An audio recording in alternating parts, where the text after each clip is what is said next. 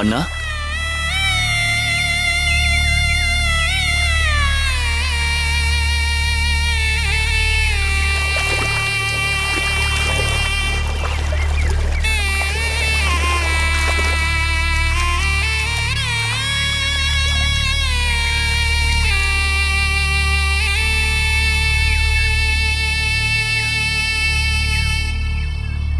இப்படியாகிவிட்டதே அண்ணா. பெரியப்பாவிற்கு இந்த நிலைமை ஆகும் என்று அடியேன் சற்றும் எதிர்பார்க்கவில்லை. தவறு செய்து விட்டேன். பெரியப்பா உடல் நலம் சுகமில்லாமல் இருந்தபோது ஸ்ரீபெரும்புதூருக்கு வந்து அவரை பார்த்திருக்க வேண்டும். கடைசி நேரத்தில் அவரை பார்க்க முடியாத பாவியாகிவிட்டேன் அண்ணா. கோவிந்தா, யாரையும் எதையும் குறை சொல்லி பயனில்லை. அனைத்தும் காலத்தின் கைகளில் இருக்கிறது.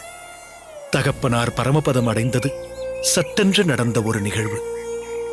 அடியேன் ஸ்ரீபெரும்புதூர் வந்திருந்த போது கூட தகப்பனாருக்கு சுகமில்லை என்று மற்றவர்கள் சொன்னார்களே தவிர அவர் ஆரோக்கியத்தோடும் தெள்ளத் தெளிவோடும் தான் அடியேனிடம் பேசினார். இன்று விடியற்காலையில் கூட இப்படி ஒரு சம்பவம் ஆகும் என்று யாரும் எதிர்பார்க்கவில்லை.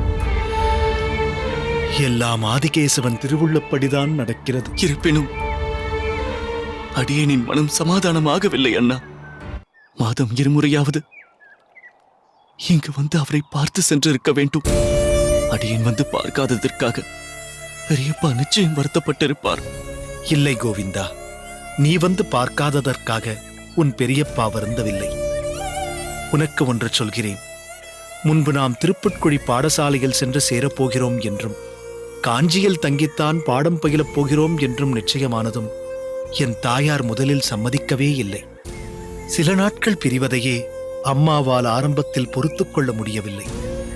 ஆனால் அப்பாவிற்கோ நம் கல்வியில்தான் ஆர்வம் அதிகம் இருந்தது. பிரிந்து சென்று படித்தாலும் நன்கு புரிந்து படித்து அனைவரும் பெரிதும் போற்றும் வித்வான்களாக நாம் வரவேண்டும் என்றுதான் அவர் ஆசைப்பட்டார். கல்விக்காக திருப்புட்குழியிலேயே தங்கும்படி நேரிட்டு நாம் அகத்திற்கு வர முடியாமல் போய்விட்டாலும் அதற்காக அவர் பெரிதளவும் வருந்தியதே இல்லை. அவ்வகையில் நீ வந்து உன் பெரியப்பாவை பார்க்காததால் அவருக்கு நிச்சயம் வருத்தம் இருந்திருக்காது. ஆனால் உன்னை எண்ணி வேறு ஒரு காரணத்திற்காக அவர் மிகவும் வருத்தப்பட்டார். உன் பெரியப்பா அடியேனுக்கு பலவாறாக இருந்துள்ளார். தகப்பனாராக, பல நேரங்களில் துணை நின்று காக்கும் சகோதரனாக, சில நேரங்களில் உற்ற தோழனாக, இப்படியெல்லாம் அடியேனிடம் பழகுவார். அடியேனை பொறுத்தவரை அவர் என் தகப்பனார், அதே சமயத்தில் என் ஆசானும் ஆவார். அதன்படி அவர் அடியேனின் முகவாட்டத்தைக் கண்டு காரணம் கேட்டபோது அடியேனால் அதற்குரிய விளக்கத்தை அவரிடம் சொல்லாமல் இருக்க முடியவில்லை. யாதவ பிரகாச சுவாமிகளின் தத்துவத்தால் ஈர்க்கப்பட்டு நம் சம்பிரதாயத்தை விட்டு நீ விலகிப் போனதை உன் பெரியப்பாவிடம் தெரிவித்து விட்டேன்.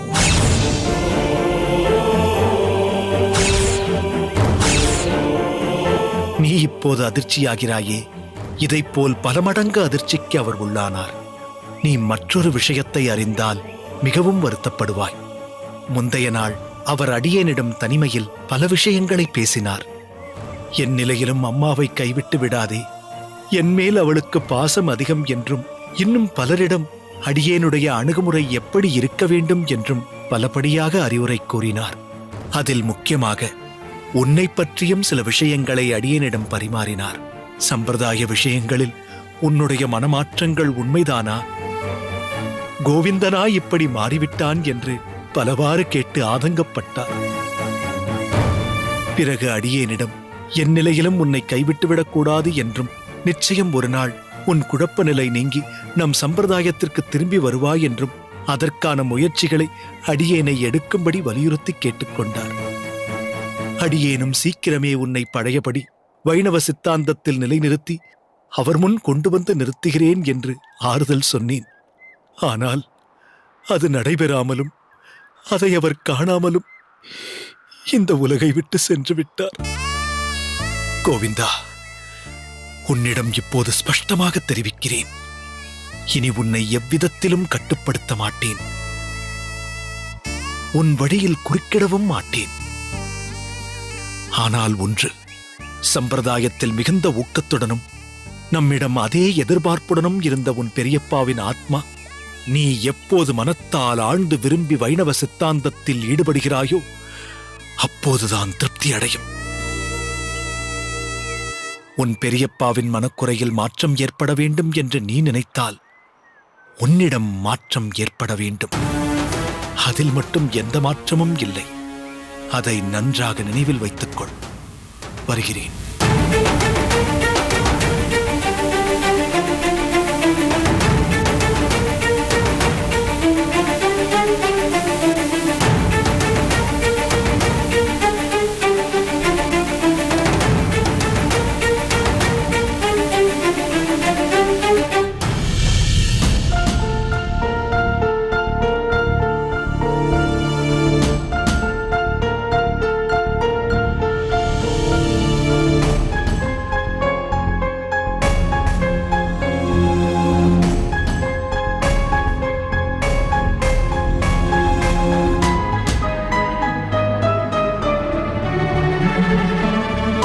என்ன கோவிந்தா, இங்கு வந்து தனியாக அமர்ந்திருக்கிறாய்? உன் அம்மா கொண்டு வந்த மோரையும் பருகாமல் இருக்கிறாய்? வேண்டுமென்றால் நீங்கள் பருகுங்கள். உங்களுக்குத்தான் எல்லாமே பிடிக்குமே. உண்பதற்குண்டான நேரம் காலம் எதுவுமே கிடையாது. நிறுத்து கோவிந்தா. நான் உன்னை பற்றி பேசினால் நீ என்னை பற்றி பேசுகிறாய். ஏன் இங்கு வந்து அமர்ந்திருக்கிறாய் என்று கேட்டால் அதற்கு பதில் சொல். வேறு என்ன செய்வது? பெரியப்பா காலமாகி சில தினங்கள் ஆகிவிட்டது. எத்தனை நாளுக்குத்தான் நான் இப்படியே அகத்திற்குள் அடைந்து கிடப்பது? எங்காவது வெளியே சென்று வருகிறேன் என்றால் அம்மா அனுமதிக்க மாட்டேன் என்கிறார். வேறெங்கும் செல்ல முடியவில்லை என்றால் என்ன? அதற்காக தனியாகத்தான் அமர்ந்திருக்க வேண்டுமா? ஏன், நானும் அம்மாவும் இருக்கிறோமே, எங்களிடம் பேசலாமே. எப்பொழுது பார்த்தாலும் முகத்தை என்று வைத்துக்கொண்டு என்ன வந்துவிட்டது உனக்கு? எனக்கு ஒன்றுமில்லை. நான் நன்றாகத்தான் இருக்கிறேன். இல்லை, நீ சரியாக இல்லை. எதையோ பறிகொடுத்தோன் போல் இருக்கிறாய். ஆம், பெரியப்பாவை பறிகொடுத்து விட்டேன். முதலில் நானும் அப்படித்தான் நினைத்தேன். அந்த சோகத்தில்தான் நீயும் இப்படி இருக்கிறாய் என்று நினைத்தேன். அந்த சோகத்தை தாங்க முடியாமல் தான் அங்கிருந்து இங்கு வர வேண்டும் என்று தவித்தாயோ என்று எண்ணினேன். ஆனால் காரணம் அதுவல்ல என்பது இங்கு வந்த பிறகுதான் எனக்கு புரிந்தது. பெற்றவர்களிடம் எதையும் மறைக்காதே கோவிந்தா. எதுவாக இருந்தாலும் வெளிப்படையாக பேசு. உங்களிடம் பேசுவதற்கு என்ன இருக்கிறது? எத்தனையோ விஷயங்கள் இருக்கிறது. உனக்கு எங்களிடம் பேச விஷயங்கள் இல்லாவிடனும் எனக்கு உன்னிடம் பேச நிறைய விஷயங்கள் இருக்கிறது. என்ன பேச போகிறீர்கள்? சமீப காலமாக உன் பேச்சு போக்கு எல்லாவற்றிலும் ஒரு மாறுதல் தெரிகிறது. முன்பெல்லாம் நீ ஸ்ரீபெரும்புதூர் போனால் எளிதில் திரும்ப மாட்டாய். பெரியம்மா பெரியம்மா என்று காந்திமதியையே சுற்றி வந்து கொண்டிருப்பாய். நேரம் போவது தெரியாமல் ராமானுஜனோடு அளவலாவிக் கொண்டிருப்பாய். கமலையுடன் விளையாடிக் கொண்டிருப்பாய். இன்னும் சொல்ல போனால் எங்களை விட நீதான் அவர்களோடு நெருக்கமாக இருப்பாய். அப்படி இருந்தவன் இப்பொழுது அங்கு இருக்க இருப்பு கொள்ளாமல் மதுரமங்கலம் செல்லலாம் என்று எதற்காக இங்கு வந்தாய்? பட்டும் படாமலும் நாங்கள் உட்பட எல்லோரிடமிருந்தும் விலகி விலகி செல்கிறாய். உனக்குள் ஏதோ பிரச்சனை இருக்கிறது. என்னவென்று சொல் கோவிந்தா. இந்த பூமியில் பிறந்ததே பிரச்சனைதான். சாஸ்திரமே சொல்கிறதே. கோவிந்தா, சாஸ்திரத்தை பற்றி என்னிடம் சொல்லாதே. ஏதோ உன்னுடைய யாதவ பிரகாச சுவாமி ஒரு ஞானி, வேதாந்த சூத்திரத்தை கரைத்து குடித்தவர் என்பதால் ஆத்ம தத்துவத்தை பற்றி என்னிடம் போதிக்காதே. என்னுடைய தகப்பனாரும் பெரிய வேத வித்துதான். ஆத்ம ஞானத்தோடு சேர்த்து பகவத் ஞானத்தையும் அவர் எனக்கு போதித்திருக்கிறார். நீ இன்று பாடசாலையில் கற்றுக்கொள்வதை நாங்கள் வழி வழியாக கற்றுக்கொண்டிருக்கிறோம். நானும் சாஸ்திரங்கள் அறிந்தவன்தான். நம் வம்சாவழி எப்படிப்பட்ட வம்சாவழி என்பது உனக்கு தெரியுமா? ஏதோ நான் சற்று அசட்டையாகவும் அலட்சியமாகவும் இருப்பதால் எனக்கு எதுவும் தெரியாது என்று நினைத்து விடாதே. வேத சாஸ்திரங்கள் சம்பிரதாயங்கள் எல்லாம் தெரிந்தவன்தான் உன் தந்தை. சாதாரண பரம்பரையை சார்ந்தவன் அல்ல நான். நம் பாரம்பரியத்தை வைத்துதான் உனக்கும் கீர்த்தி பெருமை எல்லாம். அதை நீ முதலில் புரிந்து கொள்.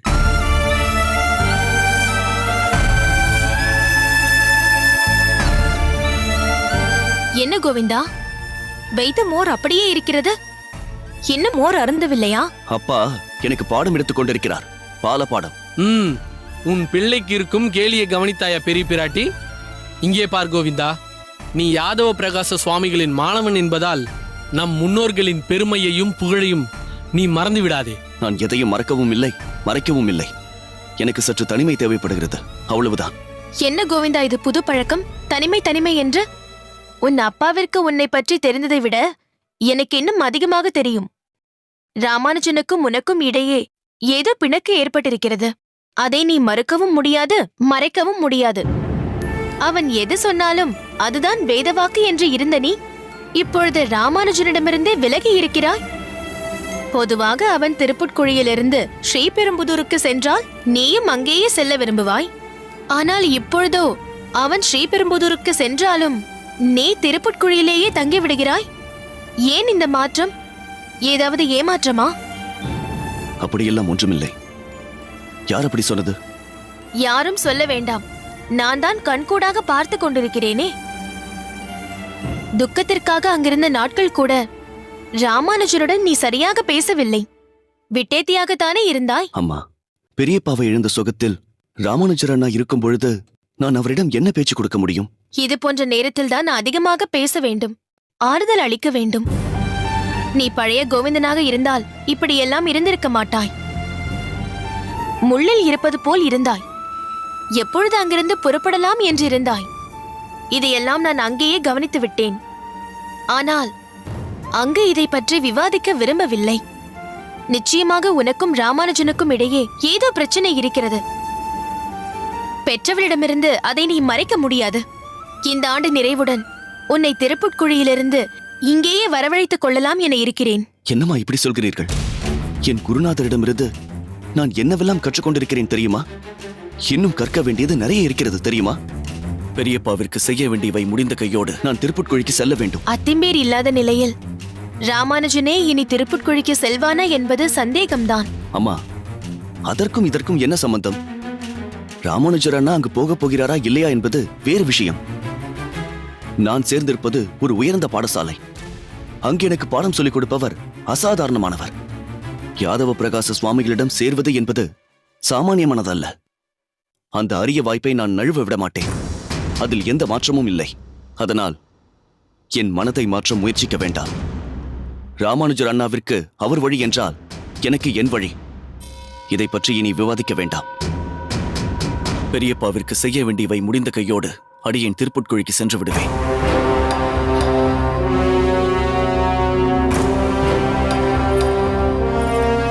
என்ன சுவாமி இவன் ஏதேதோ பேசிவிட்டு போகிறான்? பேசட்டும் பேசட்டும். நீ சொன்னது போல் இவனிடம் ஏதோ ஒரு பெரிய மாற்றம் ஏற்பட்டுள்ளது. அது ஏன் என்ன என்பதை கண்டுபிடிக்கிறேன். விரைவில் கண்டுபிடிக்கிறேன்.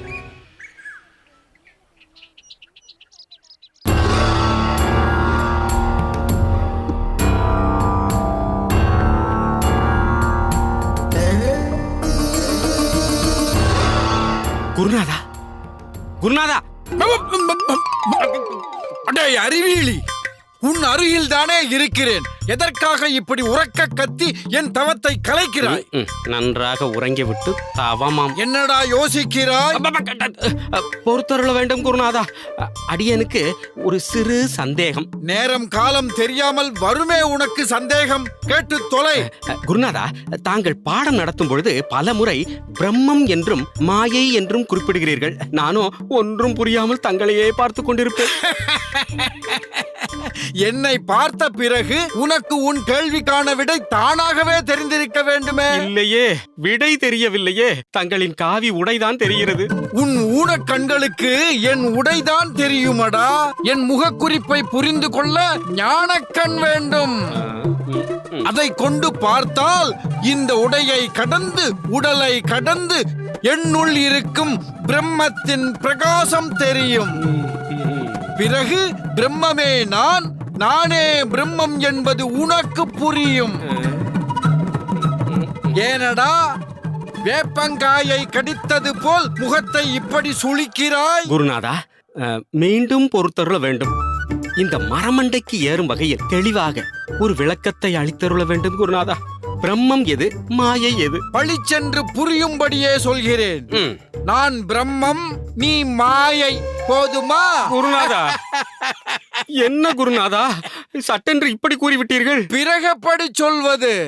சரி, உடைத்தே சொல்கிறேன். அனைத்தையும் உணர்ந்து நிறைந்த ஞான பூரண கடலாயிருப்பதுதான் பிரம்மம், அதாவது பூரணமான சச்சிதானந்தம். எனவே அந்த பிரம்மத்திற்கு முழு உதாரணம்தான் இந்த யாதவ பிரகாசன். ஆத்மாவை பற்றிய ஞானம் இல்லாமல் ஒரு மூடனாய் உலக சுகத்தில் ஆழ்ந்து தன் புலன்களை திருப்திப்படுத்துவதையே வாழ்க்கையாக நினைத்துக் கொண்டிருப்பவன் மாயைக்கு உதாரணம். அதுதான் நீ. என்ன கைலாசம், பிரம்மத்திற்கும் மாயைக்கும் உள்ள வித்தியாசமும் விளக்கமும் இப்போது புரிந்ததா உனக்கு? போதும் ஒரு விஷயம் புரிய மறுக்கின்றது குருநாதா. தண்ணீரில் ஊறிய விறகை வைத்து அடுப்பை பற்ற வைக்க முயற்சித்தால் அது நடக்குமா? சிக்கி முக்கி கல்தான் தேய்ந்து போகுமே தவிர அடுப்பு எரியாது. பரவாயில்லை, கேள். ஏதோ சத்து சித்து ஆனந்தம் என்று சொன்னீர்களே, அந்த ஆனந்தத்தின் மொத்த உருவமும் தாங்கள்தான் என்றும் சொன்னீர்களே, அதனால் என்ன? ஆனால் அதில் எனக்கு ஏன் இழுக்கிறாய்? இல்லை, நீங்கள் சொல்ல வந்த ஆனந்தம் சிறிது நாட்களாக உங்கள் முகத்தில் காணவில்லையே குருநாதா. அடியேன் தங்கள் அருகினில் எப்போதும் இருப்பதால் உங்கள் முகவாட்டத்தை சட்டென்று என்னால் புரிந்து கொள்ள முடிகிறது குருதேவா. அதுதான் இந்த விசிறியை பலமுறை சுழற்றி சுழற்றி பார்க்கிறேன். இன்னமும் தங்கள் உள்ளம் குளிர்ந்ததாக தெரியவில்லையே குருநாதா. கண்டுபிடித்து விட்டேன். என்ன கண்டுபிடித்து விட்டாய்? ராமானுஜன் நம் பாடசாலைக்கு வரவில்லை. அந்த ஏக்கம் தானே உங்களுக்கு, அந்த கவலை தானே உங்களுக்கு. சரியாக சொன்னேன், பார்த்தீர்களா குருநாதா? நானும் கவனித்துக் கொண்டுதான் வருகிறேன். அந்த ராமானுஜன் தங்கள் விளக்கங்களுக்கு எதிர்ப்பதம் போட்ட பிற்பாடு தாங்கள் நிறைய ஓலைகளை பிரித்து பார்க்க ஆரம்பித்து விட்டீர்கள். பல ஆராய்ச்சிகளை தனி ஒருவராக செய்து அதையும் குறிப்பெடுத்து வைத்து கவனமாக மாணவர்களுக்கு போதிக்கிறீர்கள். இப்போது சில நாட்களாக ராமானுஜன் இங்கு இல்லை. அதனால் தத்துவ ஆராய்ச்சியிலும் தாங்கள் ஈடுபடுவதில்லை. அதனால் தான் சற்று உற்சாகம் குறைந்து காணப்படுகிறீர்கள். அடிமுட்டாளே, உன் மனதில் நீ என்ன நினைத்துக் கொண்டிருக்கிறாய்? நான் ஏதோ ராமானுஜனுக்காகத்தான் தத்துவ ஆராய்ச்சியிலேயே ஈடுபட்டிருக்கிறேன் என்று எண்ணுகிறாயா? அபச்சாரம் அபச்சாரம். அடியேன் அப்படி சொல்வேனா? அல்லது எண்ணவும் துணிவேனா? ஒருவேளை அப்படி இருந்தால் அது வேண்டாம். தாங்கள் சுயமான ஞான பிரகாசம் வாய்ந்தவர் என்று ஞாபகப்படுத்தினேன், அவ்வளவுதான் குருநாதா. பிறகு ஏன் அப்படி சொன்னாய்? இருப்பினும் தங்கள் பார்வையில் ஏதோ ஒரு ஏக்கம் தெரிகிறது குருநாதா. ஒரு விதத்தில் நீ சொல்வதும் சரிதான். ஆனால் என் ஏக்கம் இப்போது ராமானுஜனை பற்றி அல்ல, என் சிஷ்யன் இன்னும் வரவில்லையே என்ற ஏக்கம்தான். நான் யாரை குறிப்பிடுகிறேன் என்று புரியவில்லையா? கோவிந்தன். கோவிந்தனை பற்றி தான் சிந்தித்துக் கொண்டும் அவன் வரவை எதிர்பார்த்து கொண்டும் இருக்கிறேன். அவன் வரவில்லையே என்று நான் ஏங்குவதற்கு காரணம் இருக்கிறது. என் பிரதிபிம்பமாக அவனை எண்ணிக்கொண்டிருக்கிறேன். என் தத்துவம் அவன் உள்ளங்கையில் உள்ளதாக நான் நினைக்கிறேன். ஒட்டுமொத்த சம்பிரதாயங்களையும் தன் ஆளுகை திறனால் அழுத்தி நசுக்கி என் சித்தாந்த கருத்துக்களை ஆழமாய் நெஞ்சில் நிறுத்தி நடுநாயகமாக வீற்றிருக்க போகிறான் அந்த கோவிந்தன். ராமானுஜனின் தகப்பனார் சோமயாஜி இவ்வுலகை நீத்து இன்றோடு பல நாட்கள் உருண்டோடிவிட்டன. அந்த நிகழ்வை ஒட்டி சென்ற கோவிந்தன் இன்னும் வரவில்லையே. இந்நேரம் அவன் வந்திருக்க வேண்டுமே என்றுதான் நான் யோசித்துக் கொண்டிருக்கிறேன். குருநாதா,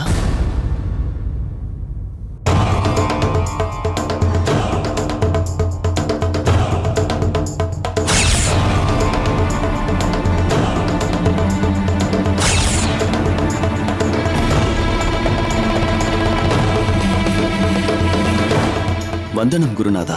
வந்தனம் எல்லாம் இருக்கட்டும். இது என்ன கோலம்? ஏன் உன் நெற்றியில் மீண்டும் பழைய குறியீடுகள்? சொல்.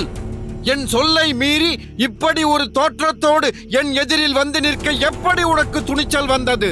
சுவாமி, அடியேன் சொல்வதை சற்று கனிவுடன் கேட்டுக்கொள்ள வேண்டும். அடியனுக்கு ஏற்பட்டுள்ள சில நிர்பந்தங்கள் தான் அடியனின் இன்றைய நிலைக்கு காரணம். என்ன உன் நிர்பந்தம்? குருதேவா, அடியனின் சம்பிரதாய வழக்கப்படி திருமண்ணையும் ஸ்ரீசுரணத்தையும் தரித்து வந்த அடியேன் தங்களின் சித்தாந்த தத்துவத்தால் ஈர்க்கப்பட்டு எந்த திருச்சின்னங்களையும் தரிக்காமல் சில காலம் இருந்தேன். பிறகு தங்கள் ஆணைப்படி திருநீற்றை தரித்துக் கொண்டேன். இருப்பினும் அடியனின் குடும்பத்தாரை சந்திப்பதையோ அண்ணன் ராமானுஜர் மற்றும் சக சொந்த பந்தங்களை காண்பதையோ தவிர்க்க முடியாதல்லவா? தங்களின் விருப்பப்படி திருநீற்றை தரித்து அவர்களை சந்திப்பது, உரையாடுவது என்பது அடியனுக்கு பல தர்ம சங்கடங்களை ஏற்படுத்துகிறது. மேலும் இது சம்பந்தமாக அவர்கள் தொடுக்கும் கேள்விகளை எதிர்கொள்வது மிகுந்த சிரமத்தை கொடுக்கிறது. இவ்விஷயம் அனைவருக்கும் ஒரு பிரச்சனை பொருளாக விவாதிக்க அடியேன் ஒரு காரணமாகிவிட்டேன் என்ற நிலைமை இருக்கிறது. இதை மேலும் பெரிதாக்க வேண்டாம் என்ற சங்கல்பத்தில்தான் பழையபடி திருமண் ஸ்ரீசூரணத்தை தரித்துக் கொண்டிருக்கிறேன் குருநாதா. ஆனால் உள்ளத்திற்குள் தாங்கள் ஏற்படுத்திய மாற்றம் இன்னும் நிலை கொண்டுதான் இருக்கிறது குருநாதா.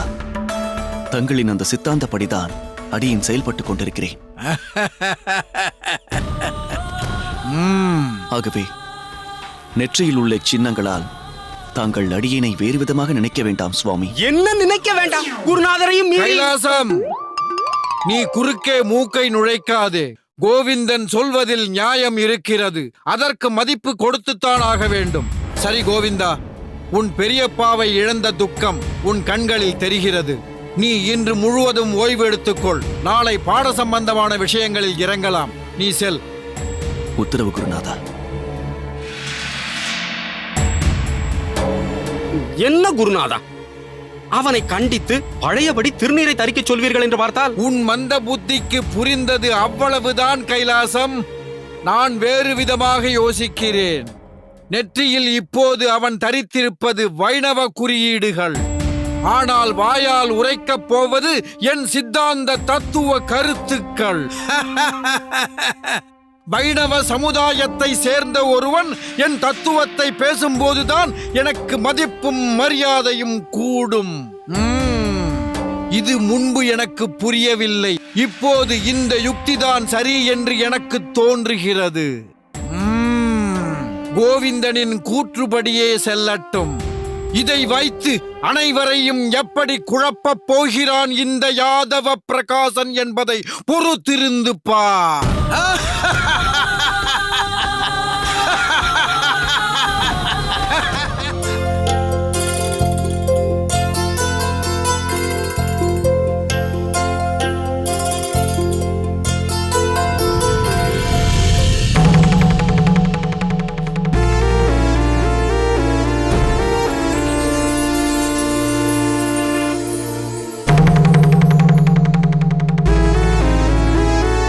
கோவிந்தா, அப்பா, என்ன பரபரப்பாக மூட்டை கட்டி கொண்டிருக்கிறாய்?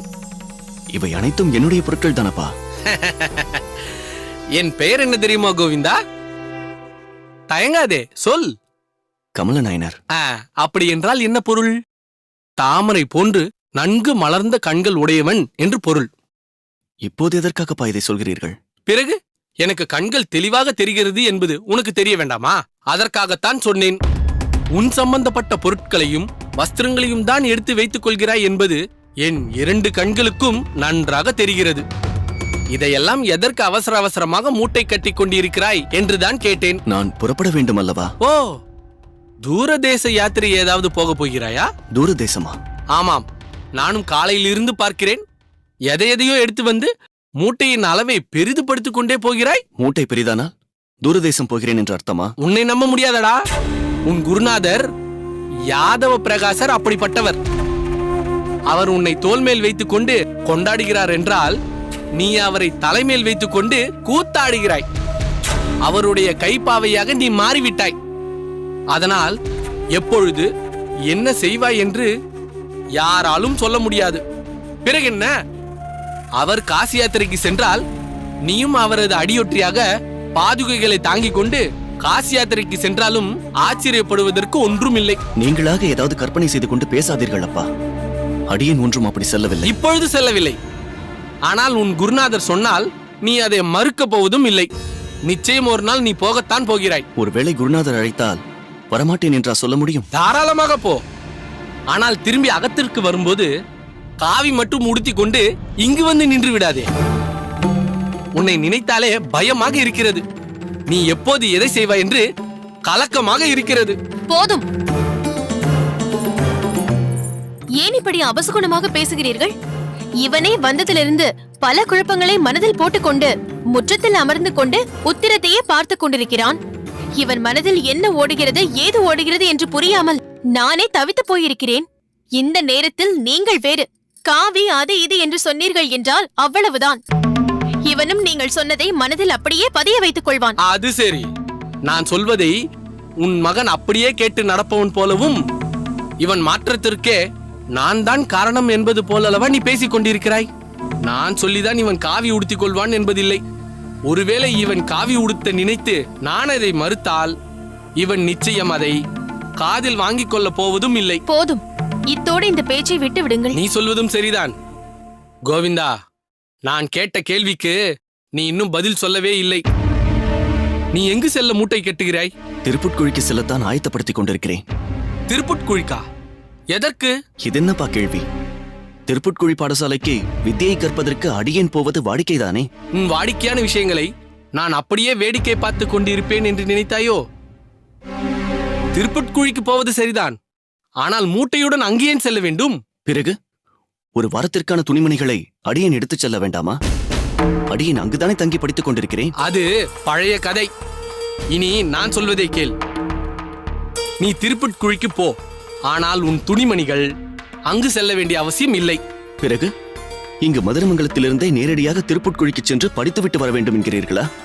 அது எப்படி சாத்தியம்? அது சாத்தியமில்லை என்றும் மதுரமங்கலத்திலிருந்து திருப்புட்குழி வெகு தூரம் என்றும் எனக்கு நன்றாக தெரியும்.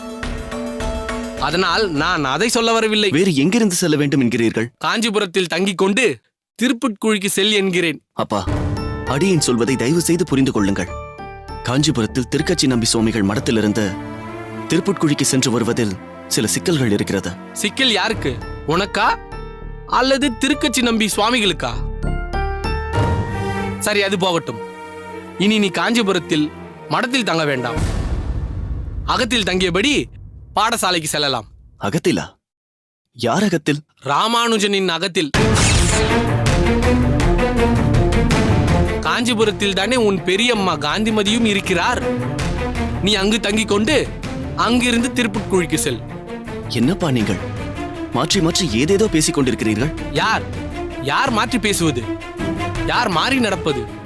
உனக்கு வேண்டுமென்றால் இந்த வார்த்தைகள் நன்றாக பொருந்தும். முன்பு மயூரவண்ணன் சுவாமிகளிடம் சென்று ராமானுஜன் அங்குதான் படிக்கிறான், நானும் அவனுடனே படிக்கிறேன் என்று ஸ்ரீபெரும்புதூருக்கு சென்றாய். பிறகு திருப்புட்குழிக்கு அண்ணா செல்கிறான், நானும் அங்கு சென்றுதான் படிப்பேன் என்றாய்.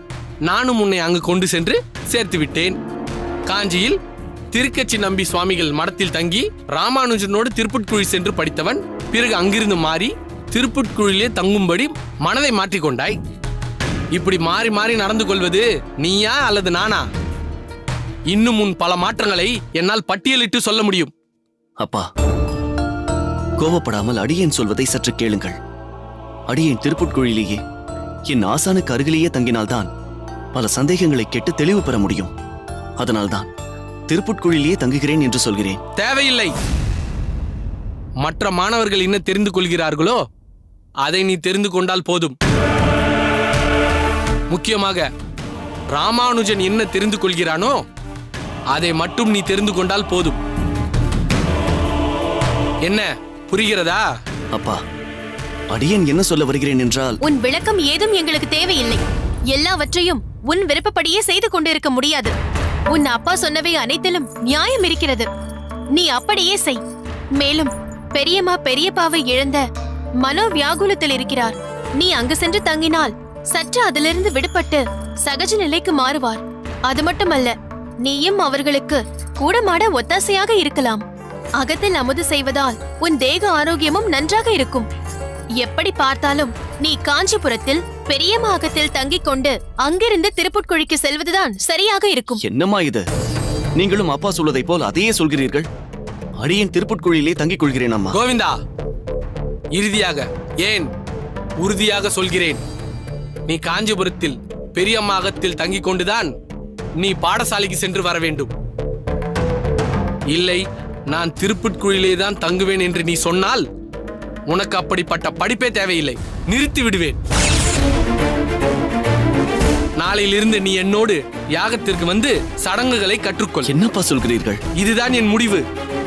என்னோடு யாகத்திற்கு வரப்போகிறாயா அல்லது ராமானுஜனின் அகத்தில் தங்கி பாடசாலைக்கு போக போகிறாயா? நீதான் முடிவு செய்ய வேண்டும். அம்மா,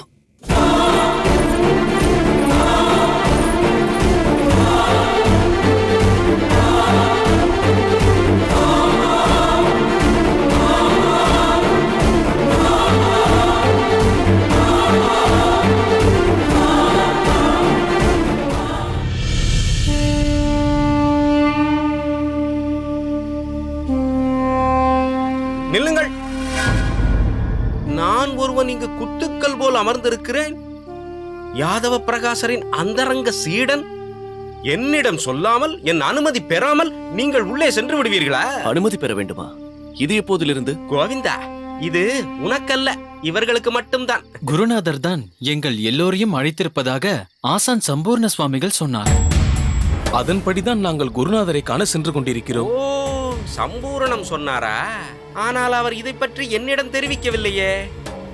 என்னடா தெரிவிக்க வேண்டும்?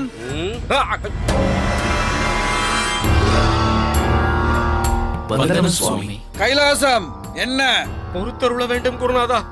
இந்த நேரத்தில் இவர்கள் உங்களை தொந்தரவு செய்ய வேண்டாமே என்றுதான் நான் தான் இவர்களை வரச் சொன்னேன். வித்யார்த்திகளே, ஒரு முக்கியமான விஷயத்தை உங்களுக்கு தெரியப்படுத்தத்தான் இங்கு அழைத்திருக்கிறேன். நாளை மறுதினம் மிக பெரிய வேதாந்த சதஸானது காஞ்சியம்பதியில் வரதராஜ பெருமாள் கோவிலில் நடக்க இருக்கிறது. சுற்றியுள்ள அனைத்து ஊர்களில் இருக்கும் பாடசாலைகளில் இருந்தும் வித்யார்த்திகள் அங்கு வர இருக்கிறார்கள். அவ்வளவு ஏன், நம் தொண்டை மண்டலம் மட்டுமல்ல, அருகிலுள்ள தேசங்களில் இருந்தும் மாணாக்கர்கள் வரப்போகிறார்கள். அதில் பலதரப்பட்ட விவாதங்கள், கேள்விக்கணைகள் தொடுக்கப்படும்.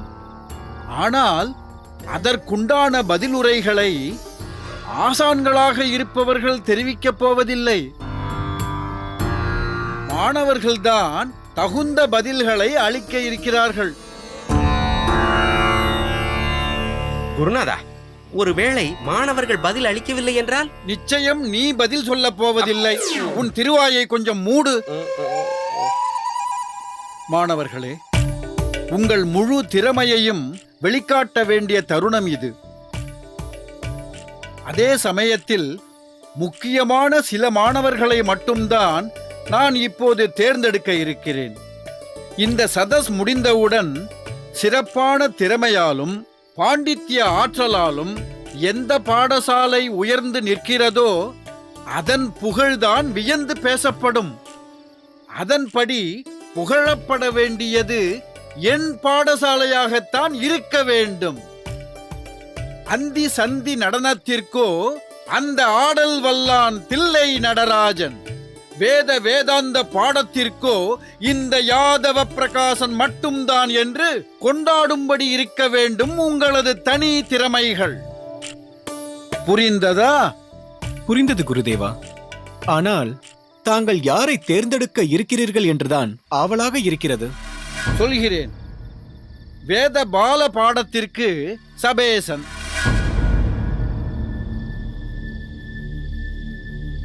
வேதத்தின் நடுநிலை பாடத்திற்கு கோவிந்தன், வேதத்தின் உச்சநிலை பாடத்திற்கு ராமானுஜன்.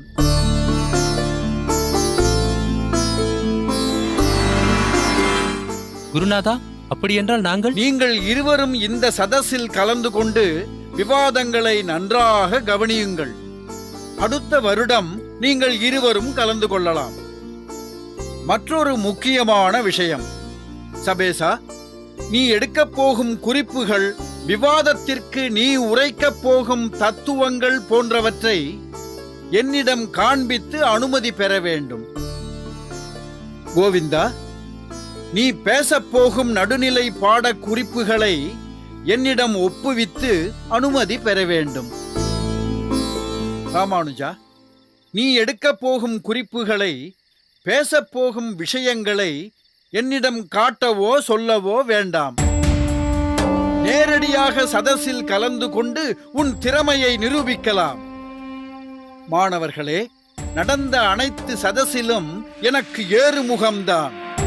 இதிலும் அப்படித்தான் இருக்க வேண்டும். குருநாதா, தாங்கள் வழங்கியுள்ள இந்த வாய்ப்பு கிடைப்பதற்கரியது.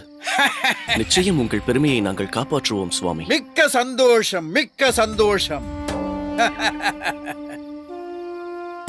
என்ன ராமானுஜா, நீ ஒன்றும் சொல்லாமல் மௌனமாக இருக்கிறாய்?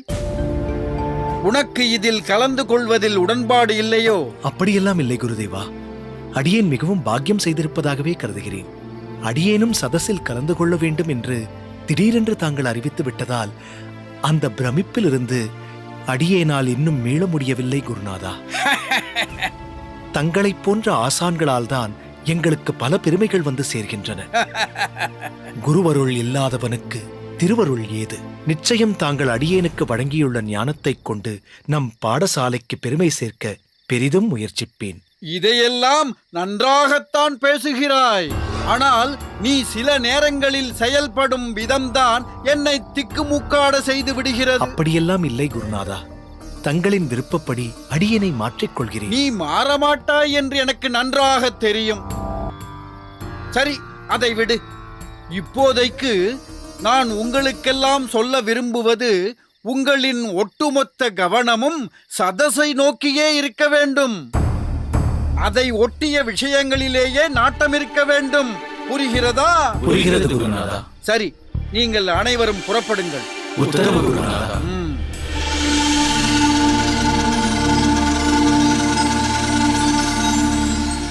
என்ன குருநாதா, இது போன்ற சமயங்களில் மற்றவர்களுக்கு ஆதரவளித்து ராமானுஜனை அடக்கி ஒடுக்கி முடக்கி போடுவீர்கள் என்று பார்த்தால், நீங்களும் அவனுக்கு பிரதானம் கொடுத்து விட்டீர்கள். அவன் பேச போகும் விஷயத்திற்கு சோதனை இல்லாமல் அனுமதி அளித்து விட்டீர்கள். அவன் இல்லை என்றால் தாங்கள் இல்லை என்றல்லவா ஆகிவிட்டது. குருநாதா, இவ்விஷயத்தில் தாங்கள் அவசரப்பட்டு விட்டீர்கள். அடிகட்டின முட்டாளே, நான் சொல்வதை நன்றாக காதை நீட்டி கேள். ராமானுஜனுக்கும் எனக்கும் உள்ள பிரச்சனை இங்குள்ளவர்களுக்கு மட்டும்தான் தெரியும். சதஸில் இருப்பவர்களுக்கு தெரியாது. இன்னொன்று தெரியுமா? சதஸில் தனி திறமையை வெளிக்காட்டி பாடசாலைக்கு வெற்றி தேடி தரப்போவது அந்தந்த பாடசாலையை சேர்ந்த மாணாக்கர்கள், ஆசான்கள் அல்ல. அவ்வகையில் ராமானுஜனின் அறிவின் மூலம் கிடைக்கப் போகும் புகழ் ராமானுஜனுக்கு போய் சேராது, நம் பாடசாலைக்குத்தான் சேரும். அதாவது இந்த யாதவ பிரகாசனுக்குத்தான் வந்து சேரும்.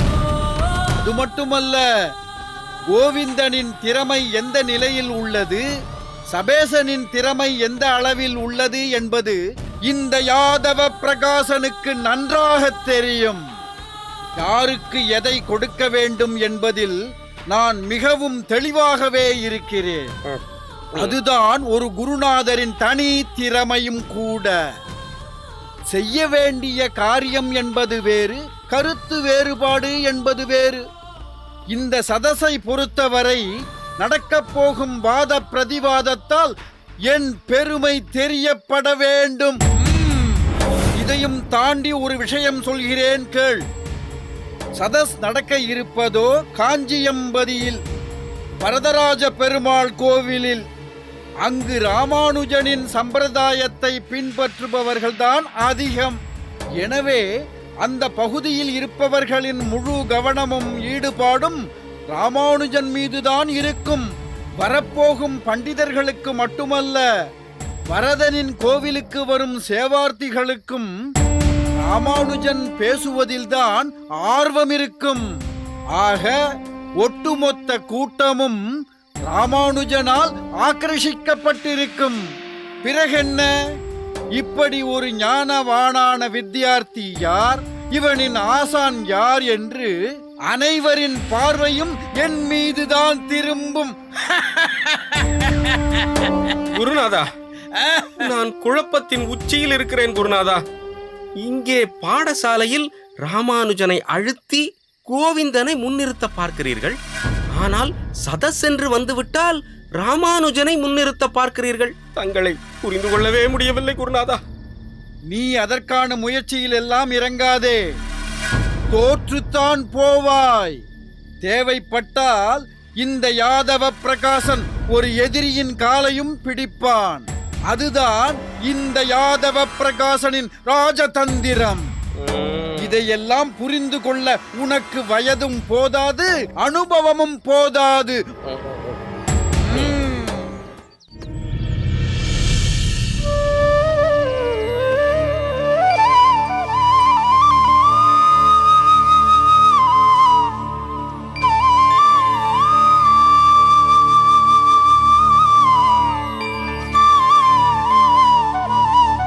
கோவிந்தா,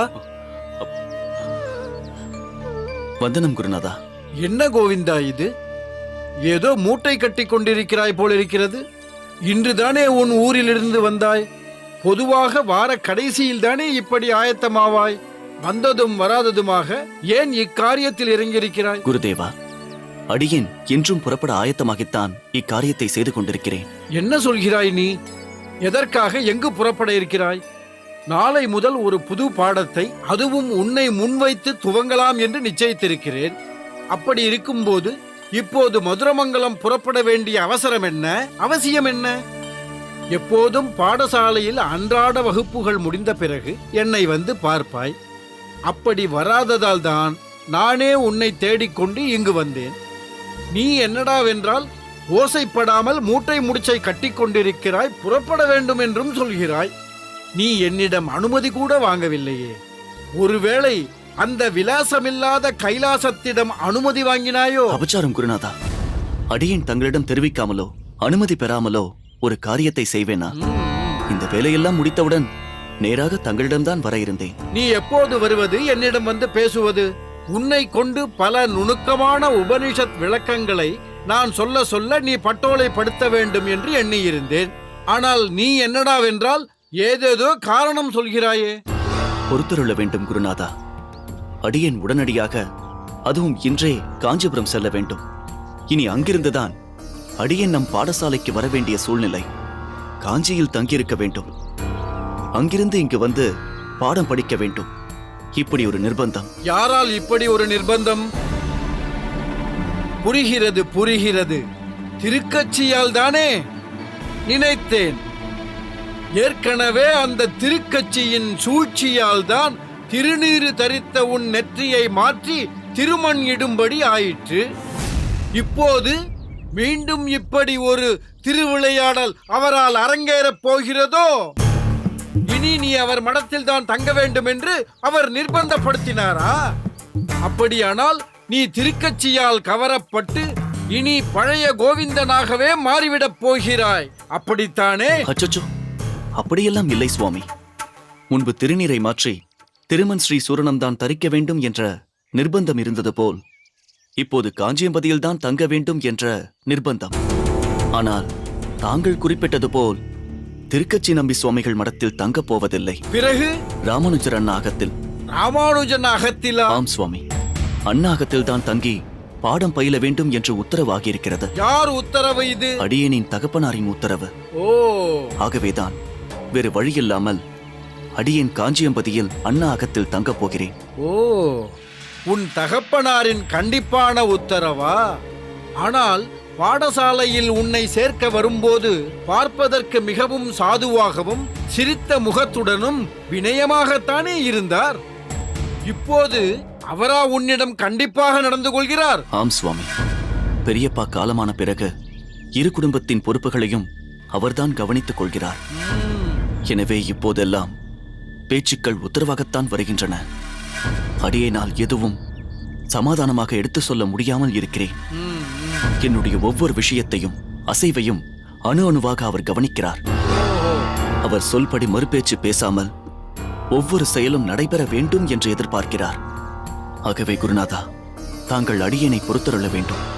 தகப்பனாரின் கட்டளைப்படி அடியேன் ராமானுஜர் அண்ணா அகத்தில் தங்கப் போகிறேன்.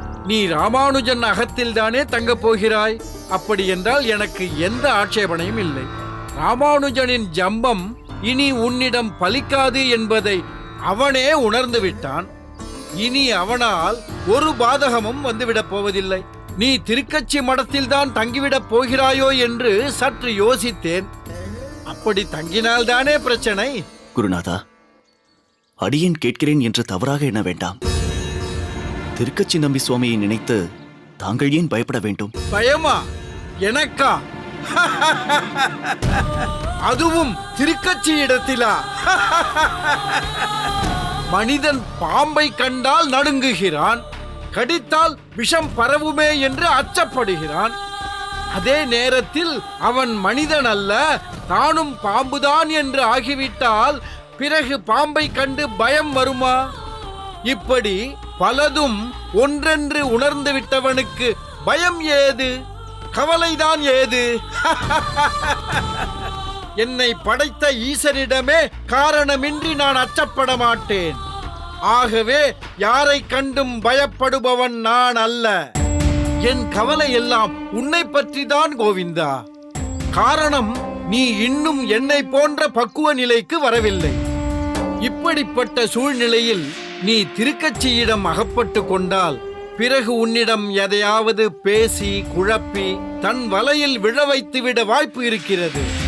அதற்கு நீ பலிகடா ஆகிவிடாதே. நிச்சயம் அப்படியெல்லாம் ஆகிவிடாது சுவாமி. அப்படி என்றால் சரி, நீ தாராளமாக உன் அண்ணா ராமானுஜன் அகத்தில் தங்கிக்கொள். எனக்கு ஒரு ஆட்சேபனையும் இல்லை. சரி, நீ புறப்படு. உத்தரவு குருநாதா.